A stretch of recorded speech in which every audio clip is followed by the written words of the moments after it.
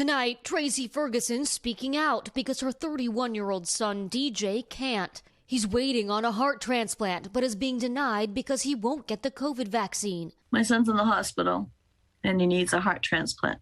She says DJ has been fighting for his life at Brigham and Women's Hospital, but she says he's been told he's not eligible due to hospital policy. I couldn't believe it. And then he said to the doctor, "So you're going to let me die?" She says her son is concerned about the side effects of the vaccine. He's not an anti-vaxxer or whatever they call it, but, he's compromised.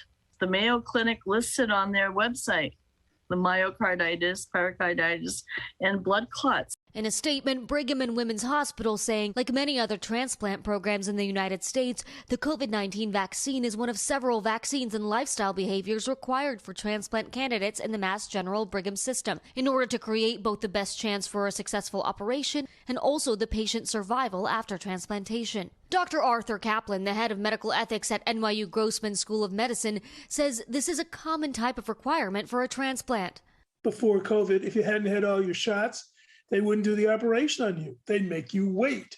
They're trying to make the expensive procedure with a lot of rehab involved successful.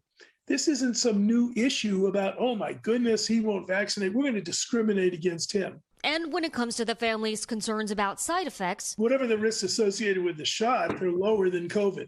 So what you want to do is prevent COVID.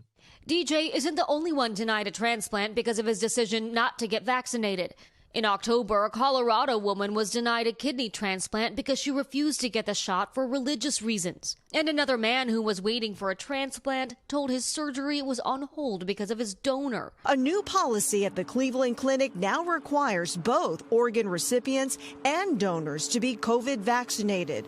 Sue is not. Medical, religious, and also freedom. Ferguson, a father of two with another child on the way, remains in the hospital. His mother says he was in the OR for a separate surgery as we were speaking to her. If his life is on the line, Do you think he might change his mind about the vaccine knowing that?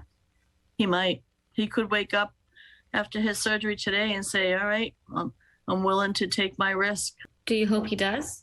I would want the doctors to treat the patient, not the policy. All right, Dasha joins us now live here on Top Story. Dasha, we know DJ is not alone. There are a lot of people who are unvaccinated who are waiting possibly for an organ. This is not something that's happening just in a vacuum. But I have to ask you, do these patients have any other options, or this is it? It's get the vaccine to get the organ.